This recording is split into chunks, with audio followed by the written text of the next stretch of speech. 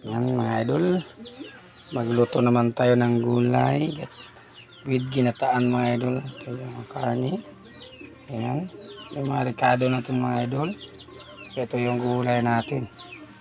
Yan. Gawa tayo ng ginataan mga idol.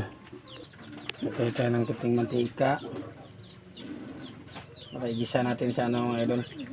Sa karne. Okay lang.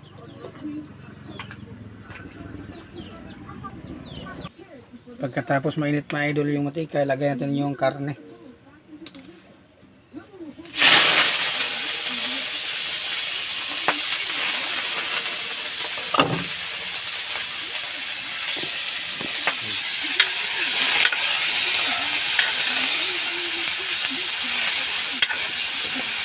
Ilagay natin yung karne mga idol.